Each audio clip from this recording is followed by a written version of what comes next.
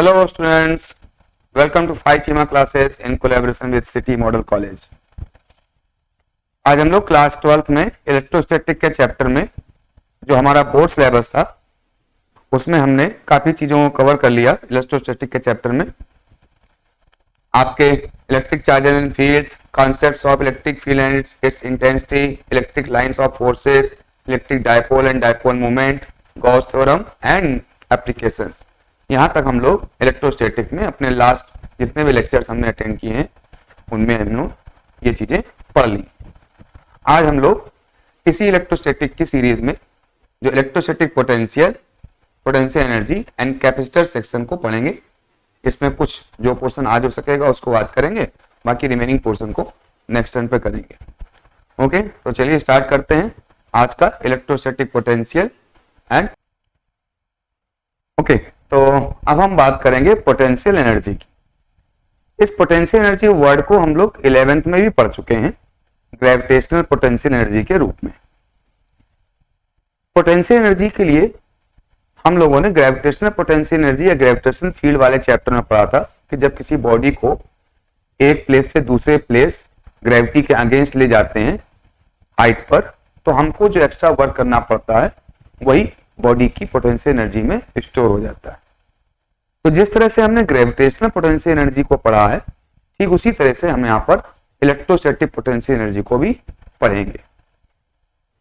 Before we go to electrostatic potential energy, हम gravitational potential energy के concept को यहाँ पर हल्का सा रिवाइज करेंगे, क्योंकि वही सेम कॉन्सेप्ट आपका इलेक्ट्रोस्टैटिक पोटेंशियल एनर्जी में भी लगेगा। तो इसलिए आपको ग्रेविटेशनल पोटेंशियल एनर्जी का कॉन्सेप्ट यदि अच्छे से पता है तो इलेक्ट्रोस्टैटिक पोटेंशियल एनर्जी में कोई खास चेंज आपके लिए नहीं है। फिर भी सपोज कि कोई एक बॉडी है जिसका मास m है, वो किसी a पॉइंट पर रखी हुई है। अब यदि इसको हम देखें तो इसका जो वेट होगा वो नीचे की ओर वर्क कर रहा होगा, और इसको यदि हम h हाइट पर ले जाएं b पॉइंट पर, तो हमको कोई वर्क करना पड़ेगा। और वो वर्क कैसे होगा? जब हम इसके अगेंस्ट जो फोर्स ग्रेविटी का नीचे की ओर लग रहा है उसी के अगेंस्ट यदि हम कोई एक्सटर्नल फोर्स लगाएं तो ये फोर्स इसको बिना एक्सेलरेशन के, विदाउट एक्सेलरेशन इस हाइट तक यदि ले जाता है, तो हमारे एक्सटर्नल फोर्स लगाने पर जो वर्क हुआ है वही वर्क इस ब्लॉक में पोटेंशियल एनर्जी के फॉर्म में स्टोर हो जाता है। तो आप देखेंगे यहाँ पर जो नेट फोर्स है वो तो जीरो है, क्योंकि जितना ग्रेविटी का फोर्स है उतना ही एक्सटर्नल फोर्स है। तो नेट फोर्स जीरो होने का मतलब हो गया यहाँ पर कोई एक्सेलरेशन नहीं है, क्योंकि F is equal to mass into acceleration होता है, और यहाँ पर नेट फोर्स जीरो है, इसलिए एक्सेलरेशन यहाँ पर नहीं है। इस वजह से जो हमारा एक्सटर्नल वर्क है वो हमारा पोटेंशियल एनर्जी में चेंज हो रहा है, इसकी काइनेटिक एनर्जी में कोई चेंज नहीं कर रहा, क्योंकि यहाँ पर वेलोसिटी में कोई चेंज नहीं आ रहा। ए पर ये स्टेशनरी था और बी पर भी जाकर ये स्टेशनरी हो गया। यहाँ पर हम एक थ्योरम का यूज करते हैं, वर्क एनर्जी थ्योरम। वो वर्क एनर्जी थ्योरम क्या कहती है कि net work done by all forces is equal to, कौन कौन से फोर्सेस होते हैं? एक तो जैसे यहाँ पर ग्रेविटेशनल फोर्स लग रहा है और इसको डिस्प्लेस करने के लिए हमने उसी के इक्वल एक्सटर्नल फोर्स लगाया है, तो ये ग्रेविटेशनल फोर्स हो गया, ये एक्सटर्नल फोर्स हो गया। Gravitational force, electrostatic force, elastic spring force, ये सारे फोर्सेस कंजर्वेटिव फोर्सेस हैं, क्योंकि ये अलोंग द लाइन लगते हैं और हमेशा टूवर्ड्स सेंट्रल होते हैं, तो इनको हम लोग कंजर्वेटिव फोर्स कहते हैं। तो इन फोर्सेस के द्वारा जो वर्क होगा उसको हम कंजर्वेटिव वर्क कहेंगे, WC। और जो हमने एक्सटर्नल फोर्स लगाया है या कहीं पर फ्रिक्शन है, वहां पर जो फोर्स होगा वो नॉन कंजर्वेटिव फोर्स का वर्क होगा। तो इस तरह से सारे फोर्सेस का वर्क इक्वल होता है चेंज इन काइनेटिक एनर्जी के। किसी भी तरह का फोर्स लग रहा हो, सारे फोर्सेस का जो वर्क होगा वो हमेशा इक्वल होगा चेंज इन काइनेटिक एनर्जी के।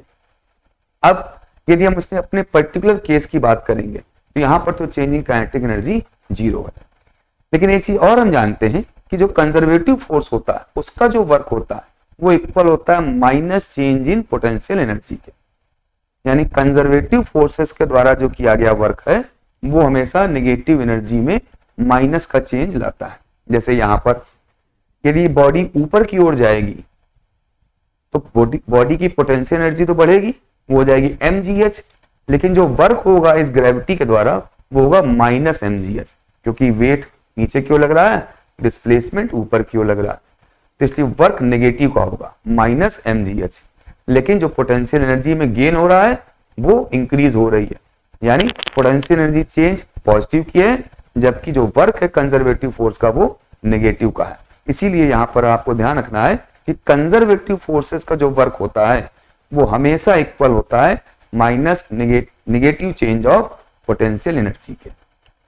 ठीक है, अच्छा अब यदि इसी वैल्यू को हम यहां पर रख दें, देखिए कंजर्वेटिव फोर्स के वर्क को यदि हम माइनस डेल्टा पी यहां लिख दें तो नॉन कंजर्वेटिव फोर्सेस का वर्क किसके इक्वल हो गया, ये माइनस पी आप यहां पर रखेंगे तो इसको इधर ले जाएंगे तो प्लस का हो जाएगा, तो डेल्टा के ई प्लस डेल्टा पी, यानी एक्सटर्नल फोर्सेस का जो वर्क होता है या नॉन कंजर्वेटिव फोर्सेस जो भी लग रहे होते हैं उनका जो वर्क होता है वो इक्वल होता है change in kinetic energy plus change in potential energy के।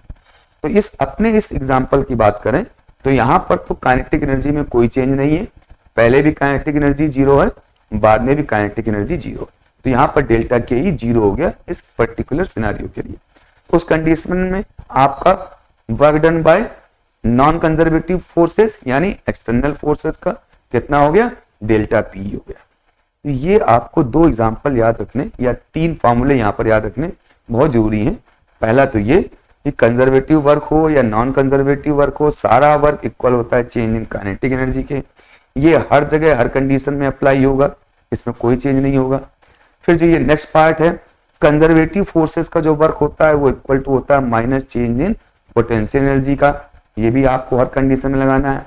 अब इस गिवन सिनेरियो में इसको अप्लाई कर दें तो ये फॉर्मूला बन जाता है, और गिवन सिनेरियो में डेल्टा के ई जीरो है तो नॉन कंजर्वेटिव का वर्क किसके इक्वल हो गया, डेल्टा पी के। तो ये वैल्यू जो है, ये जो फॉर्मूला है, ये इस पर्टिकुलर सिनेरियो में है जब आपकी काइनेटिक एनर्जी में चेंज नहीं हो रहा है। कौन सा, ये वाला, ये और ये हर जगह आपका अप्लाई होगा। ठीक है, अब बात करते हैं हम लोग, क्योंकि हमें तो यहाँ पर ग्रेविटेशनल पोटेंशियल एनर्जी निकालना था। तो अब यहाँ पर देख रहे हैं ग्रेविटेशनल पोटेंशियल एनर्जी निकालने के लिए दो फॉर्मूले हैं, या तो आप कंजर्वेटिव फोर्स का वर्क निकालिए उसका निगेटिव कर दीजिए, या नॉन कंजर्वेटिव फोर्स का वर्क निकालिए उसको आप चेंज इन पोटेंशियल एनर्जी के इक्वल करते हैं। तो इन दोनों का ही यूज करके आप पोटेंशियल एनर्जी निकाल सकते हैं, और यही दोनों आपकी यहाँ पर भी काम आएंगी इलेक्ट्रोस्टैटिक पोटेंशियल एनर्जी में भी, क्योंकि यहाँ पर भी जब भी हम चार्जेस को प्लेस करते हैं एक पॉइंट दूसरे पॉइंट पर तो हम वेलोसिटी नहीं देते या ये कहें एक्सेलरेशन नहीं देते, तो इसलिए यहाँ पर काइनेटिक एनर्जी में चेंज जीरो रहता है। तो वहां पर भी और केसेस में भी क्या रहेगा, नॉन कंजर्वेटिव फोर्सेस का work equal to change in potential energy या कंजर्वेटिव फोर्सेस का work equal to minus change in potential energy रहता है। जैसे इसी एग्जांपल के लिए देखें तो work done by external force यानी नॉन कंजर्वेटिव फोर्स का वर्क कितना हो जाएगा, फोर्स इनटू डिस्प्लेसमेंट। तो इस तरह से आप लिख सकते हैं, फोर्स mg हो गया, डिस्प्लेसमेंट h हो गया, तो वर्क कितना हो गया mgh, और ये किसके इक्वल है, चेंज इन पोटेंशियल एनर्जी के है। नॉन कंजर्वेटिव फोर्सेस का वर्क किसके इक्वल है, चेंज इन पोटेंशियल एनर्जी के। अब चेंज इन पोटेंशियल एनर्जी क्या हो गई, सपोज यहां पर जो एनर्जी हुई आपकी UA हुई और यहां पर UB हुई, तो चेंज कितना हो गया, UB माइनस UA हो गया इक्वल टू mgh। अब UA क्या है, A पर पोटेंशियल एनर्जी, यदि आपकी ये सरफेस ग्राउंड पे हो तो ये UA कितनी होती है, जीरो, तो ग्राउंड पर पोटेंशियल एनर्जी होती है आपकी जीरो, इसको जीरो कर देंगे तो UB कितना आ गया आपका, mgh आ गया। तो इस तरीके से आपने देख लिया नॉन कंजर्वेटिव फोर्स या एक्सटर्नल फोर्स की वजह से जब डिस्प्लेसमेंट होता है तो वर्क कितना होता है और वो उसकी पोटेंशियल एनर्जी हम निकाल लेते हैं। ये सिस्टम हम हर जगह अप्लाई करेंगे और यही सिस्टम हम यहाँ भी अप्लाई करेंगे। अब एक चीज और यहाँ पर है कि जब फोर्सेस आपके कांस्टेंट होते हैं, जैसे यहाँ पर फोर्स हमारा कांस्टेंट है, डिस्प्लेसमेंट के हिसाब से चेंज नहीं हो रहा, तब तो हम वर्क का ये फॉर्मूला यूज करते हैं, फोर्स इनटू डिस्प्लेसमेंट का। लेकिन यदि फोर्स की वैल्यू डिस्टेंस के साथ चेंज हो रही है तो फिर हम इस फॉर्मूले का यूज नहीं कर सकते पूरे डिस्प्लेसमेंट के एक साथ के लिए, क्योंकि हर डिस्टेंस पर फोर्स की वैल्यू अलग अलग है, तो फिर कौन सा फोर्स की वैल्यू इस फॉर्मूले में रखेंगे, इसको हमें निकाल पाना मुश्किल होता है। तो उस केस में हम क्या करते हैं, हम अपने डिस्प्लेसमेंट को हम छोटे छोटे टुकड़ों में बांट लेते हैं और उसका वर्क निकाल करके फिर उसका इंटीग्रल कर लेते हैं। जैसे कि एक हल्का सा एग्जांपल हमने यहाँ पर देखा कि सपोज कोई फोर्स F है जो वेरिएबल है, अब ये कोई चार्ज हो सकता है या कोई बॉडी हो सकती है जिसकी वजह से ग्रेविटेशनल फील्ड या इलेक्ट्रिक फील्ड हो सकती है, कुछ भी हो सकता है। अब इसके पास में x डिस्टेंस पे कोई ब्लॉक रखा हुआ है, तो इसकी वजह से यहाँ पर कोई फोर्स होगा, चाहे वो ग्रेविटी फोर्स हो या वो इलेक्ट्रोस्टैटिक फोर्स हो। और हमको पता है gravity force, electrostatic force x पे डिपेंड करते हैं। जब F इज इक्वल टू होता है g m1 m2 upon distance का स्क्वायर। डिस्टेंस चेंज होगी तो फोर्स की वैल्यू भी चेंज होगी। ऐसे ही जो इलेक्ट्रिक फील्ड भी होते हैं उसका भी जो इलेक्ट्रोस्टैटिक फोर्स होता है वो भी होता है 1/4πε0 q1 q2 upon distance square, यानी डिस्टेंस पर फोर्स डिपेंड कर रहा है। जैसे जैसे डिस्टेंस चेंज होगी वैसे फोर्स की वैल्यू चेंज होगी। तो ऐसे केसेस में पूरी डिस्टेंस के लिए इस फॉर्मूले को हम अप्लाई नहीं कर पाते। तब हम क्या करते हैं, तो हम कहते ये हैं कि सपोज इस ब्लॉक को ऊपर कोई फोर्स F लगा करके, जैसे यहाँ पर हमने कोई फोर्स लगाया था, ऐसे यहाँ पर कोई फोर्स F लगा करके एक स्मॉल डिस्प्लेसमेंट से डिस्प्लेस किया जाता है। इस स्मॉल डिस्प्लेसमेंट को हम इतना छोटा कहते हैं और ये मानते हैं कि इस छोटी सी डिस्टेंस में चेंज की वजह से हमारे फोर्स की वैल्यू में कोई खास चेंज नहीं पड़ा, या जो चेंज है भी वो नेग्लिजिबल है, उसको इग्नोर कर सकते हैं। तो इस तरह से इस छोटे से डिस्प्लेसमेंट के लिए हम वर्क निकाल सकते हैं, वो हो जाएगा फोर्स इनटू डिस्प्लेसमेंट। ठीक है, फिर पूरे डिस्टेंस के लिए हम ऐसे वर्क का इंटीग्रल कर लेते हैं। तो इस तरीके से हम लोग पूरे वर्क का, पूरे डिस्प्लेसमेंट का पूरा वर्क निकालते हैं। F डॉट dx हो जाएगा उस छोटे से डिस्प्लेसमेंट का वर्क, और इंटीग्रल कर देंगे तो पूरे डिस्प्लेसमेंट का वर्क निकल आएगा। तो ये हमारा प्रोसेस होता है वर्क निकालने का। अब वो वर्क चाहे एक्सटर्नल फोर्स की वजह से हो, चाहे वर्क आपका ग्रेविटी फोर्स या इलेक्ट्रोस्टैटिक फोर्स की वजह से हो, इसी प्रोसेस का यूज करेंगे यदि आपका फोर्स वेरी करता है डिस्टेंस के साथ। ठीक है, तो इसको आप नोट करें, फिर हम लोग आगे बढ़ते हैं। ओके, तो अब हम बात करते हैं इलेक्ट्रोस्टैटिक पोटेंशियल एनर्जी की। इलेक्ट्रोस्टैटिक पोटेंशियल एनर्जी में क्या है, इलेक्ट्रिक फील्ड सपोज कोई ऑलरेडी एग्जिस्ट कर रही है, वो किसी चार्ज की वजह से भी हो सकती है या ग्रुप ऑफ चार्जेस की वजह से हो सकती है, या वहां पर कोई इलेक्ट्रिक फील्ड किसी अन्य कारण से भी अवेलेबल हो सकती है। उस इलेक्ट्रिक फील्ड में कितनी इलेक्ट्रोस्टैटिक पोटेंशियल एनर्जी होगी उसको हम इस तरह से कहते हैं कि सपोज किसी चार्ज को हम उस इलेक्ट्रिक फील्ड में लाए। जब हम उस इलेक्ट्रिक फील्ड में लाएंगे तो इस इलेक्ट्रिक फील्ड के फोर्स के या तो अगेंस्ट काम करना पड़ेगा, या वो फोर्स अपने आप हमारे चार्ज को अट्रैक्ट करके ले आएगा। दोनों कंडीशन हो सकती है। यदि इलेक्ट्रिक फील्ड की डायरेक्शन में हम किसी चीज को ला रहे हैं, पॉजिटिव चार्ज को ले जा रहे हैं, तो अपने आप वर्क हो जाएगा। यदि इलेक्ट्रिक फील्ड की डायरेक्शन के अपोजिट कोई ला रहे हैं पॉजिटिव चार्ज को, तो हमें वर्क करना पड़ेगा, क्योंकि इलेक्ट्रिक फील्ड पॉजिटिव चार्ज को पुश करके आगे की ओर ले जाएगी अपनी ही डायरेक्शन में।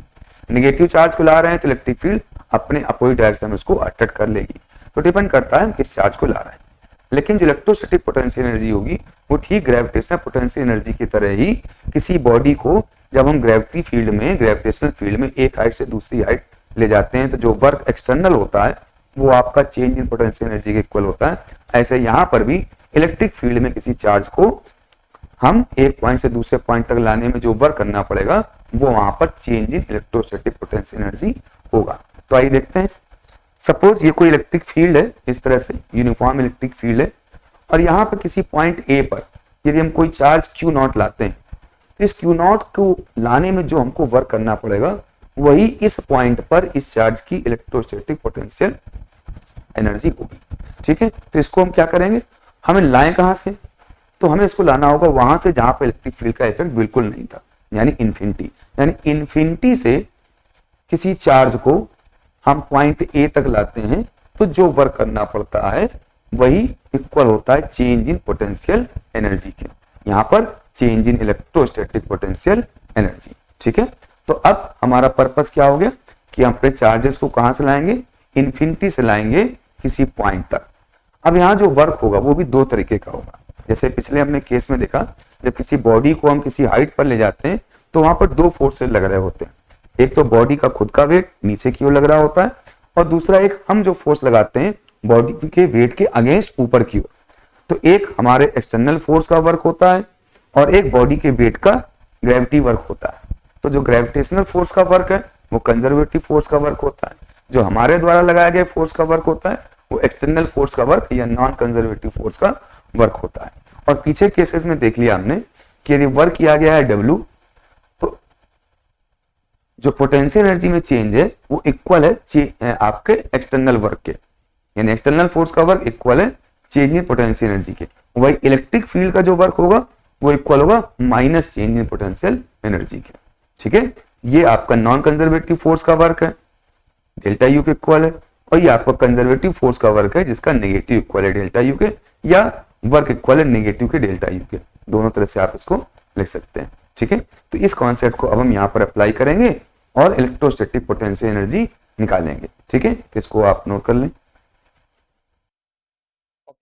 तो अब हम करेंगे electrostatic potential energy due two point charge. अब जैसे कि ये कोई पॉइंट चार्ज है, किसी जगह पर कोई कैपिटल क्यू चार्ज है, इसकी वजह से चारों तरफ कोई इलेक्ट्रिक फील्ड होगी। तो सपोज कि इस तरह से हमने कोई इलेक्ट्रिक फील्ड मान ली। अब आपको अपने फिगर में इस तरह से इतनी सारी लाइनें ड्रा करने की जरूरत नहीं है, आप सिंपल एक स्ट्रेट लाइन ड्रा कर लीजिएगा। ये तो मैंने सिर्फ आपको एक समझाने के लिए बताया है कि सपोज क्यू चार्ज है तो उसके चारों तरफ इस तरह से एक इलेक्ट्रिक फील्ड होगी, और उस इलेक्ट्रिक फील्ड में कोई पॉइंट हम चूज करते हैं ए। तो इस पॉइंट की, जिसकी डिस्टेंस आप यहाँ से आर मान सकते हैं, ये जिसकी डिस्टेंस आर है, यहां पर किसी चार्ज को लाते हैं तो एक तो काम करना पड़ेगा, हमको कोई वर्क करना पड़ेगा, और वो वर्क यहाँ पर इसकी एनर्जी में स्टोर हो जाएगा, और वही उस पॉइंट पर उस चार्ज की इलेक्ट्रोस्टैटिक पोटेंशियल एनर्जी होगा। तो जैसे कोई क्यू नॉट चार्ज को हम ए पर लाए हैं, तो लाने में जो वर्क है वो निकालेंगे, और वही वर्क इसकी यहाँ पर पोटेंशियल एनर्जी हो जाएगी। कहां से इस चार्ज को लाएंगे? इन्फिनिटी से लाएंगे। इन्फिनिटी का मतलब वो प्लेस जहां पर इस इलेक्ट्रिक फील्ड का इफेक्ट एक तरह से नेग्लिजिबल होगा। ठीक है, तो अब हम क्या करेंगे, इस क्यू नॉट चार्ज को यहाँ पर रखेंगे और ये इन्फिनिटी से यहाँ पर लाएंगे, और वो वर्क निकाल लेंगे, और वो वर्क आपका पोटेंशियल एनर्जी में कन्वर्ट हो जाएगा इस तरह से।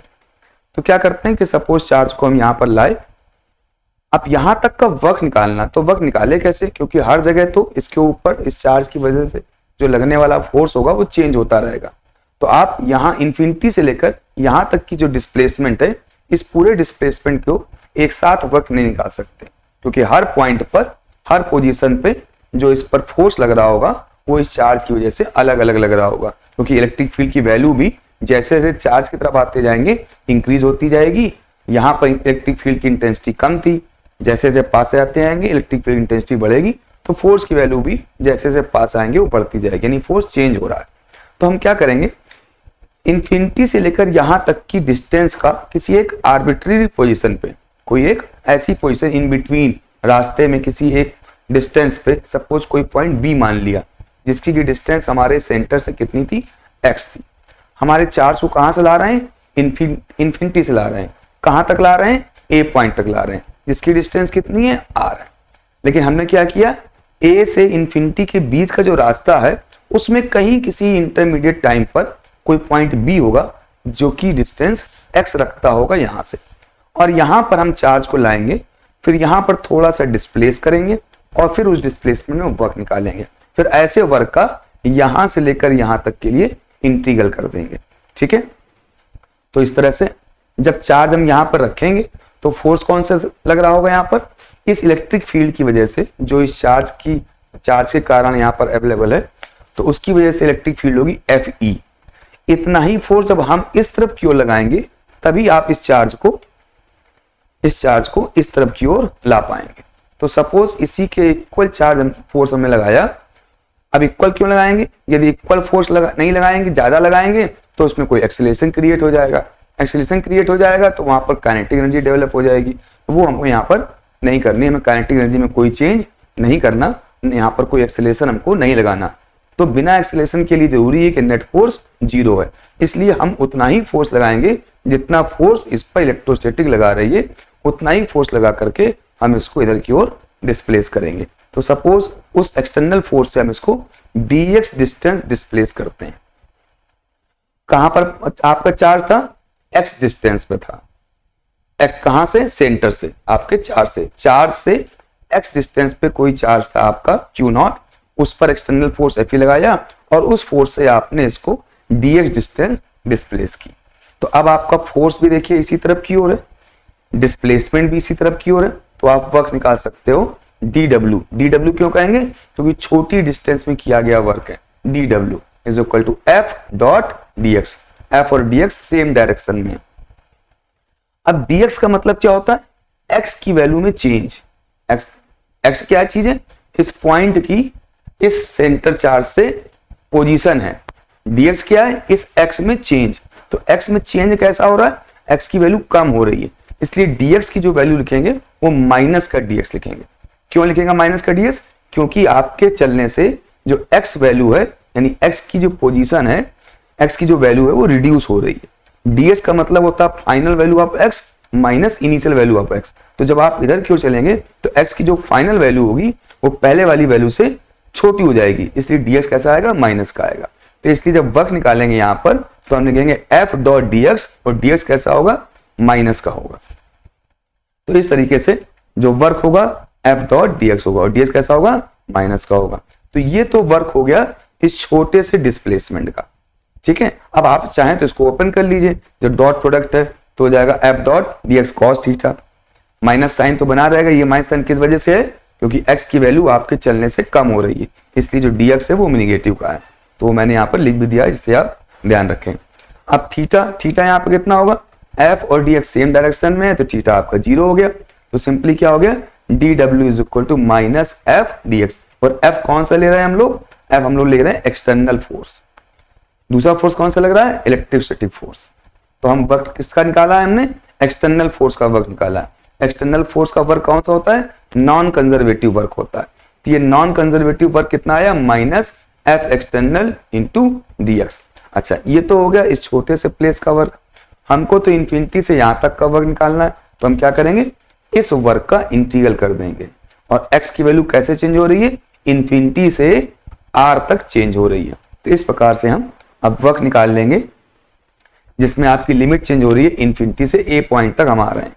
ठीक है, और इंफिनिटी आपका बाहर है और a आपका पॉइंट फील्ड में है। तो इस तरह से वर्क कितना हो गया, इंफिनिटी टू a dw, और dw कितना निकाला था हमने, f external dx, f external dx।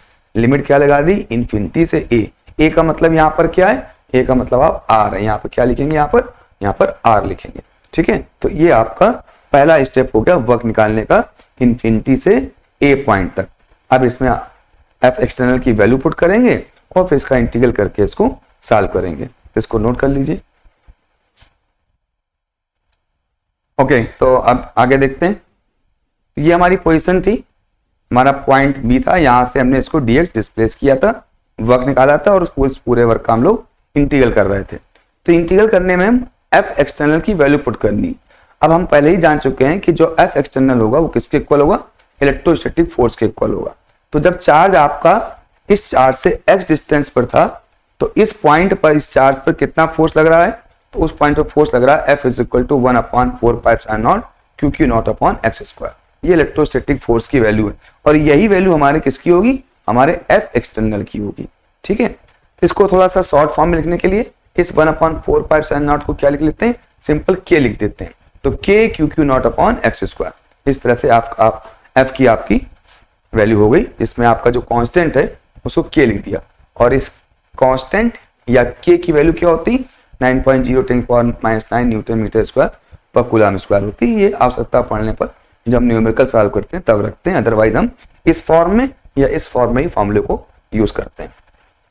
तो ये आपका इलेक्ट्रोस्टैटिक फोर्स हो गया इस चार्ज पर, इस पोजीशन पे, और इतना ही फोर्स आपका F एक्सटर्नल का है। तो जो हम वर्क निकाल रहे हैं उसमें हम F एक्सटर्नल की जगह इस वैल्यू को हम पुट करेंगे। ठीक है, तो वर्क डन का ये फॉर्मूला हमने निकाला था, माइनस F एक्सटेंशन dx, और आपकी जो लिमिट थी वो इंफिनिटी से a थी, और इस प्रकार से हम वैल्यू पुट कर दी। F एक्सटेंशन की वैल्यू यानी F एक्सटर्नल की वैल्यू क्या रख दी, KQ0/x² इंटू dx, और लिमिट इंफिनिटी टू r, क्योंकि a पॉइंट कहां पर है, r पे है। तो इंफिनिटी पे है और a पॉइंट कहां पर है, r पोजीशन पे, सेंटर से। तो इस तरह से ये हो गया। अब जो कांस्टेंट टर्म है उसको बाहर निकाल लेंगे, K आपका कांस्टेंट है, दोनों चार्जेस आपके कांस्टेंट है, उसमें तो कोई वेरिएशन होना नहीं है। फिर केवल x की वैल्यू चेंज होगी, क्योंकि x की वैल्यू ही इंफिनिटी से कम होकर कहां तक आ रही है, r तक आ रही है। तो इस प्रकार से अब इसको हम इंटीग्रेट करेंगे, तो 1/x², और 1/x² का इंटीग्रेशन आपको पता है कितना होता है, -1/x। 1/x² dx का इंटीग्रेशन क्या होता है, -1/x। तो इसको आप नोट कर लेंगे। ठीक है, अब इंटीग्रेशन हो गया, इंटीग्रेशन के बाद क्या करते हैं, लिमिट लगाते हैं। तो लिमिट क्या लगाएंगे, इंफिनिटी से r, यानी x की वैल्यू एक बार r लिखेंगे और एक बार x की वैल्यू इन्फिनिटी लिखेंगे। तो इस तरह से वर्क कितना हो गया, माइनस के क्यू क्यू नॉट, तो ऐसे लिखा रहेगा, x की जगह एक बार r लिखा, फिर माइनस साइन लगाते हैं और फिर -1/x की जगह फिर क्या लिखा, इन्फिनिटी। तो ये तो आपका पोर्शन 0 हो गया। तो क्या आ गया, ये माइनस और पहले जो माइनस था वो क्या हो गया, पॉजिटिव हो गया आपके। तो इस तरह से K Q Q naught upon R, ये क्या आ गया, वर्क आ गया। ये वर्क किसका है, ये वर्क एक्सटर्नल फोर्स का वर्क, और एक्सटर्नल फोर्स का वर्क किसके इक्वल होता है, चेंज इन पोटेंशियल एनर्जी के इक्वल होता है। तो एक्सटर्नल फोर्स का वर्क इक्वल हो गया चेंज इन पोटेंशियल एनर्जी, और चेंज का मतलब होता है फाइनल एनर्जी, यानी जब पॉइंट ए पर था तब की एनर्जी, माइनस जब पॉइंट इंफिनिटी पर था तब की एनर्जी। तो U A minus you infinity. अब यू इंफिनिटी क्या है, जो यू इंफिनिटी यानी इंफिनिटी पर तो इलेक्ट्रिक फील्ड कोई इफेक्ट होता ही नहीं है, यानी वहां पर चार्ज को कहीं भी आप ले जाएंगे तो कोई वर्क नहीं करना पड़ेगा, यानी वहां पर आपका इलेक्ट्रोस्टैटिक पोटेंशियल एनर्जी 0 है। कहां पर, इंफिनिटी पे। तो यू इंफिनिटी आपका 0 पुट कर दिया, और ये आपका किसके इक्वल हुआ, change in potential energy, work done by external force के। तो इसको आपने इक्वल कर दिया इस तरह से। तो यूए कितना आ गया, वही आपका यूए बना रह गया, चूंकि यू इंफिनिटी तो 0 है।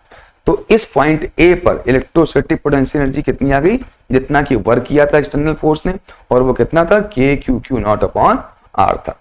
तो ये आपका पोटेंशियल एनर्जी आ गया पॉइंट ए पर।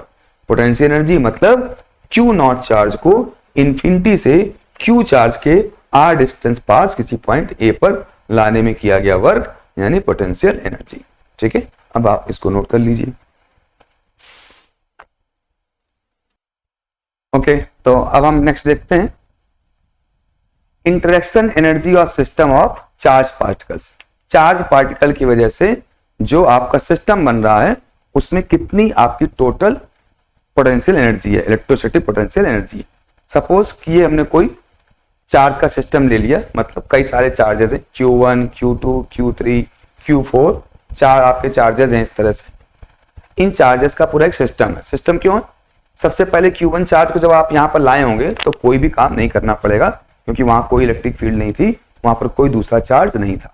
लेकिन जैसे ही दूसरे चार्ज को आप लाएंगे, ऑलरेडी जो अवेलेबल चार्ज है उसकी वजह से इलेक्ट्रिक फील्ड होगी, और उस इलेक्ट्रिक फील्ड के अगेंस्ट आपको इस चार्ज Q2 को लाना पड़ेगा, यानी इस Q2 चार्ज को लाने में कोई ना कोई आपको वर्क करना पड़ेगा। तो वो वर्क इन दोनों के बीच में एक इलेक्ट्रोस्टैटिक पोटेंशियल एनर्जी के रूप में स्टोर हो जाएगा। तो वो कहलाएगा इन दो चार्जेस के सिस्टम का इलेक्ट्रोस्टैटिक पोटेंशियल एनर्जी। ऐसे Q3 चार्ज को जब आप लाएंगे तो इन दोनों की वजह से जो इलेक्ट्रिक फील्ड अवेलेबल है उसके अगेंस्ट इस चार्ज को इंफिनिटी से यहां तक लाने में काम करना पड़ेगा। तो वो वर्क इन तीनों के बीच में फिर अब इलेक्ट्रोस्टैटिक पोटेंशियल एनर्जी के रूप में स्टोर हो जाएगा। ऐसे फिर फोर्थ वाले को जब चार्ज को लाएंगे आप इंफिनिटी से यहां पर, तो इन तीनों की वजह से जो एक इलेक्ट्रिक फील्ड है उसकी वजह से इस पर कोई वर्क करना पड़ेगा, और फिर वो वर्क इस सिस्टम के अंदर पूरे में इलेक्ट्रोस्टैटिक पोटेंशियल एनर्जी के फॉर्म में स्टोर हो जाएगा। तो वो पूरा इस सिस्टम का इलेक्ट्रोस्टैटिक पोटेंशियल एनर्जी होगा।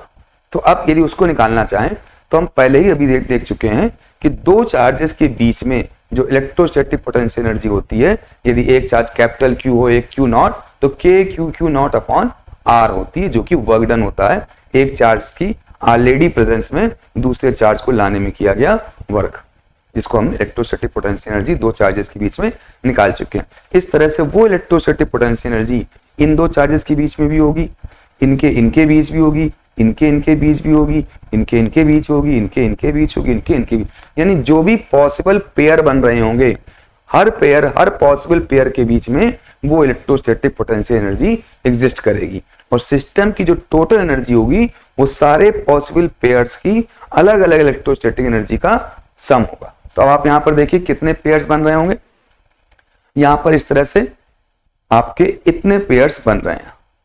ठीक है, जो फर्स्ट चार्ज है इसका Q2 के साथ एक पेयर बनेगा, फर्स्ट का Q3 के साथ में, फर्स्ट का 4 के साथ में, अब तीनों पेयर बन गए आपके।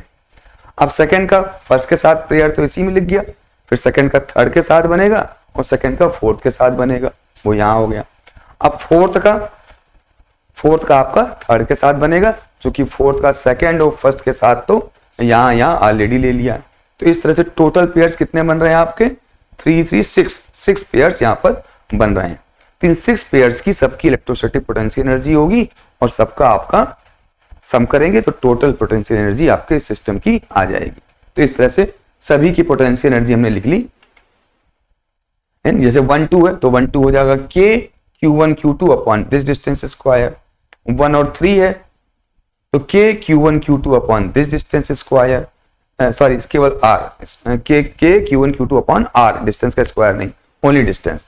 तो k q1 q2 upon r, इसकी दी a लेंथ हो तो k q1 q2 upon a इसका हो गया, k q1 q3 upon root 2 a इसका हो गया, k q1 q4 upon a इसका हो गया। तो इस तरह से ये आपने फर्स्ट वाले चार्ज के तीनों अलग अलग चार्जेस की साथ जो पेयर बन रहे हैं उसकी पोटेंशियल एनर्जी, ऐसे सेकंड का इन दोनों के साथ बनेगा। फर्स्ट वाले का पेयर तो पहले ही लिख लिया है, तो इस तरह से सभी की आप एनर्जी लिख देंगे। Q2 Q4 का k Q1 Q2 Q3 upon a, फिर k Q2 Q4 और इसकी डिस्टेंस भी रूट 2 होगी तो रूट 2 है। फिर बचेगा आपका लास्ट में Q3 और Q4, तो Q3 4 को k Q3 Q4 upon a।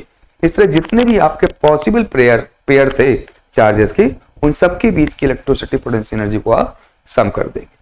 ठीक है, तो यहाँ पर तो केवल 4 थे तो बड़ी आसानी से हमने कैलकुलेट कर लिया कि इसका 3 के साथ पेयर बनेगा और इसका 3 के साथ बनेगा, लेकिन इसका 1 के साथ ऑलरेडी बन चुका है तो 2 के साथ बनेगा, और इसका 3 के साथ बनेगा लेकिन इन 2 से ऑलरेडी लिख चुके हैं तो केवल 1 के साथ बनेगा। इससे टोटल कितने पेयर बन गए? 6 बन गया।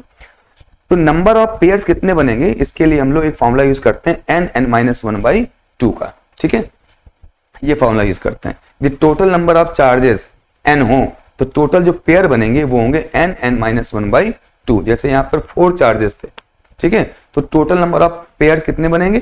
n की जगह 4, 4 - 1/2 यानी 3/2 यानी 6। ठीक है, तो इस तरीके से हम लोग इस फॉर्मूले से ये जान सकते हैं कि कितने चार्जेस हैं तो उनके बीच में कितने पेयर्स बन रहे होंगे, उतनी ही इलेक्ट्रोस्टैटिक पोटेंशियल एनर्जी भी होंगी और उन सबका सम टोटल सिस्टम के इलेक्ट्रोस्टैटिक पोटेंशियल एनर्जी के इक्वल होगा। ठीक है, अब आप इसको नोट कर लीजिए। ओके, तो अब हम बात करते हैं इलेक्ट्रोस्टैटिक पोटेंशियल की। अभी तक हम लोगों ने बात करी है इलेक्ट्रोस्टैटिक पोटेंशियल एनर्जी की। तो इलेक्ट्रोस्टैटिक पोटेंशियल और इलेक्ट्रोस्टैटिक पोटेंशियल एनर्जी में क्या रिलेशन है उसको भी समझेंगे और इलेक्ट्रोस्टैटिक पोटेंशियल को भी पता करें। इलेक्ट्रोस्टैटिक फील्ड इंटेंसिटी यानी इलेक्ट्रिक फील्ड इंटेंसिटी आपके इलेक्ट्रिक फील्ड का या इलेक्ट्रिक चार्ज के बाहर जो इलेक्ट्रिक फील्ड क्रिएट होती है उसके वेक्टर नेचर को रिप्रेजेंट करती है इलेक्ट्रिक फील्ड इंटेंसिटी, और इलेक्ट्रोस्टैटिक फील्ड आपके इलेक्ट्रिकल चार्ज के आउटसाइड जो फील्ड है उसके स्केलर नेचर को रिप्रेजेंट करती है। जैसे स्पीड और वेलोसिटी होती थी, ठीक उसी तरह से थोड़ा बहुत आप मान सकते हैं कि इलेक्ट्रोस्टैटिक पोटेंशियल आपके इलेक्ट्रिक फील्ड के स्केलर नेचर को रिप्रेजेंट कर रही है और इलेक्ट्रिक फील्ड इंटेंसिटी वहीं पर उसी फील्ड के वेक्टर नेचर को रिप्रेजेंट कर रही है। अब इलेक्ट्रोस्टैटिक पोटेंशियल क्या होता है? इलेक्ट्रोस्टैटिक पोटेंशियल एनर्जी दो चार्जेस के बीच होती है या किसी इलेक्ट्रिक फील्ड में अवेलेबल किसी चार्ज की होती है, जबकि इलेक्ट्रोस्टैटिक पोटेंशियल उस इलेक्ट्रिक फील्ड में उस पॉइंट पर होता है। मतलब कहने का ये हुआ कि जैसे कोई चार्ज ऑलरेडी अवेलेबल था और आप किसी इलेक्ट्रिक चार्ज को इन्फिनिटी से उस चार्ज के आसपास लाए यानी इलेक्ट्रिक फील्ड में लाए, तो जो आपको वर्क करना पड़ा वो हुआ इलेक्ट्रोस्टैटिक पोटेंशियल एनर्जी। अब क्यू चार्ज को लाने में जो वर्क हुआ वो हो गया electrostatic potential energy, unit charge को लाने में जो वर्क होगा वो हो जाएगा इलेक्ट्रोस्टैटिक पोटेंशियल। सिर्फ इतना ही अंतर है। पोटेंशियल एनर्जी क्यू चार्ज को लाने में किया गया वर्क है और इलेक्ट्रोस्टैटिक पोटेंशियल यूनिट चार्ज को लाने में किया गया वर्क है। या ये कहें इलेक्ट्रोस्टैटिक पोटेंशियल इलेक्ट्रिक फील्ड में किसी पॉइंट पर किसी चार्ज को यूनिट चार्ज को लाने में कितना काम करना पड़ेगा उसी को हम कहते हैं इलेक्ट्रोस्टैटिक पोटेंशियल। और ये उस पर्टिकुलर पॉइंट की डेफिनेशन है, उस पॉइंट का कैरेक्टर है। जिस भी चार्ज को आप लाएंगे उसकी एनर्जी उस चार्ज से मल्टीप्लाई पोटेंशियल से कर देंगे तो आपको उस पॉइंट पर टोटल इलेक्ट्रोस्टैटिक पोटेंशियल एनर्जी निकल आएगी। क्योंकि यूनिट चार्ज का एनर्जी आपको पता है जिसको इलेक्ट्रिक पोटेंशियल कर रहे हैं, तो क्यू चार्ज लाएंगे तो आप में इलेक्ट्रोस्टैटिक पोटेंशियल में क्यू से मल्टीप्लाई तो क्या बन गया, उस चार्ज की पोटेंशियल एनर्जी हो गई। तो इलेक्ट्रोस्टैटिक पोटेंशियल का और इलेक्ट्रोस्टैटिक पोटेंशियल एनर्जी में इतना ही डिफरेंस है, वो क्यू चार्ज को लाने में किया गया वर्क है और ये यूनिट चार्ज को लाने में किया गया वर्क है। बाकी एवरीथिंग इज सेम। तो आइए देख लेते हैं इसको। अब ये हम ऑलरेडी पढ़ चुके हैं कि क्यू चार्ज को लाते हैं इन्फिनिटी से तो वर्क वहां करना पड़ता है। एक वर्क वहां पर एक्सटर्नल होता है जो हम करते हैं और एक वर्क वहां पर इंटरनल जो आपकी इलेक्ट्रिक फील्ड अवेलेबल होती है कंजर्वेटिव फोर्स वो करती है। ठीक है, तो दोनों ही वर्क होते हैं, दोनों वर्क आपस में अपोजिट होते हैं। हम बॉडी को ऊपर ले जाएंगे तो हमारा वर्क पॉजिटिव होगा, ग्रेविटी का वर्क नेगेटिव होगा, लेकिन दोनों वर्क इक्वल होंगे। फिर हमने पढ़ा यहाँ पर कि चेंज इन पोटेंशियल एनर्जी किसके इक्वल होती है, एक्सटर्नल फोर्स का वर्क के इक्वल होती है, और इलेक्ट्रिक फील्ड या कंजर्वेटिव फील्ड के वर्क के नेगेटिव के इक्वल होती है। ठीक है, तो ये तो हो गया क्यू चार्ज को लाने में किया गया वर्क, यानी change in potential energy. Unit charge को लाने में जो किया गया वर्क हो जाएगा वो चेंज इन पोटेंशियल हो जाएगा। ठीक है, बस इतना सा डिफरेंस हो गया।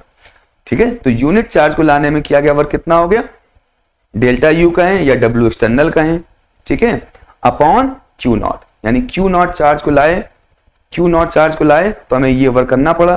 तो यूनिट चार्ज को लाने में कितना वर्क करना पड़ेगा, चाहे आप W external upon Q not कह दें, या डब्ल्यू एक्सटर्नल को ही आप चेंज इन पोटेंशियल एनर्जी कहते हैं तो potential energy upon Q not कह दें।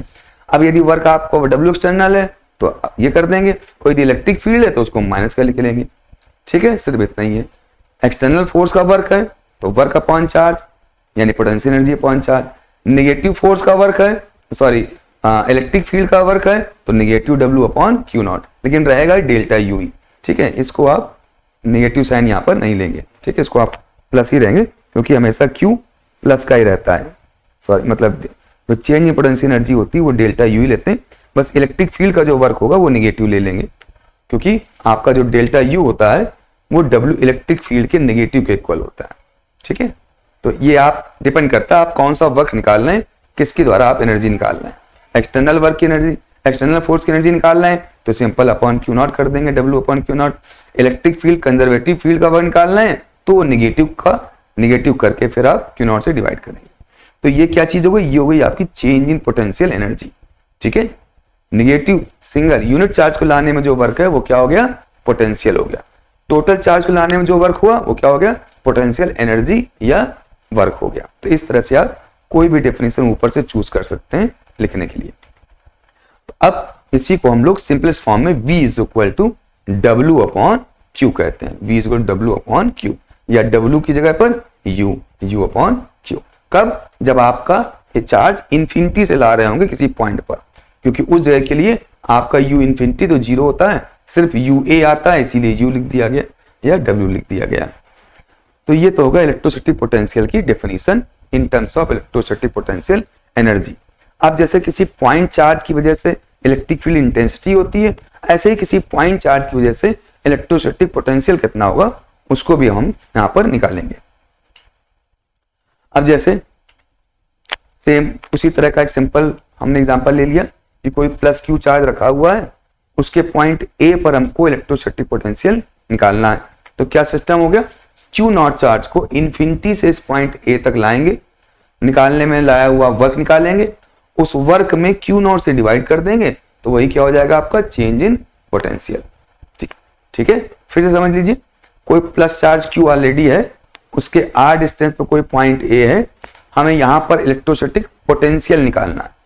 यदि पोटेंशियल एनर्जी निकालना है तो क्या करेंगे, किसी क्यू नॉट चार्ज को इन्फिनिटी से यहां तक लाएंगे, लाने में जो आपने वर्क किया होगा, आपका वर्क वो किसके इक्वल हो जाएगा, चेंज इन पोटेंशियल एनर्जी के। और यदि उस वर्क में क्यू नॉट से डिवाइड कर देंगे जिसको चार्ज को ला रहे हैं, यानी यूनिट चार्ज को लाने में जो किया गया वर्क हो जाएगा वो क्या हो जाएगा, चेंज इन पोटेंशियल हो जाएगा। ठीक है, इतना सही डिफरेंस है। तो आप सेम वही चीज करेंगे। तो आप चाहे आप डब्ल्यू एक्सटर्नल का वर्क निकालिए, चाहे आप डब्ल्यू इलेक्ट्रिक फील्ड का निकालिए, कोई भी निकालिए, बस आपको ध्यान केवल प्लस माइनस का रखना है। एक्सटर्नल का वर्क लेंगे तो प्लस लेंगे, और कंजर्वेटिव फील्ड का वर्क लेंगे तो नेगेटिव का रखेंगे। अब ये आपका हो गया, तो चेंज इन पोटेंशियल हो गया वर्क अपॉन क्यू नॉट। अब आप वैल्यूज को सिंपल पुट कर देते हैं। अब यहां पर भी जैसे इन्फिनिटी पे पोटेंशियल एनर्जी जीरो होती है, ऐसे इन्फिनिटी पे पोटेंशियल जीरो होता है। तो डेल्टा वीए को लिखेंगे VA minus V infinity. V infinity तो जीरो होती है, तो सिंपली वीए क्या हो जाएगा आपका external work upon Q not.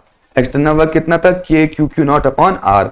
आप पीछे ही निकाल चुके हैं कि क्यू नॉट को इन्फिनिटी से पॉइंट ए तक लाने में कितना वर्क करना पड़ा, K Q Q naught upon R. Upon क्या कर देंगे, क्यू नॉट, क्योंकि यूनिट चार्ज को लाने में किया गया वर्क निकालना है। क्यू नॉट से क्यू नॉट कैंसिल हो गया।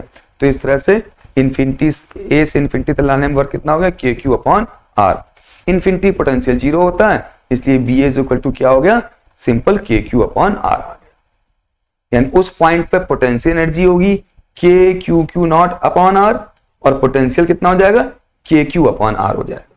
ठीक है, पोटेंशियल एनर्जी उस पॉइंट पर के क्यू नॉट अपॉन आर होगी और पोटेंशियल कितना होगा के क्यू अपॉन आर, क्योंकि के क्यू नॉट क्या है, क्यू नॉट को लाने में किया गया वर्क, यानी क्यू नॉट चार्ज की एनर्जी, और क्यू नॉट से डिवाइड कर दें तो ये क्या हो गया, यूनिट चार्ज की एनर्जी, और यूनिट चार्ज की एनर्जी को ही क्या कहेंगे, पोटेंशियल कहेंगे।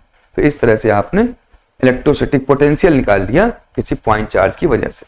जब आपके बोर्ड एग्जाम में ये सवाल आएगा और आपका डेरिवेशन करने को कहा जाएगा तो ठीक वही आप काम करेंगे जो आपने इलेक्ट्रोस्टैटिक पोटेंशियल एनर्जी में वर्क निकालने को किया है।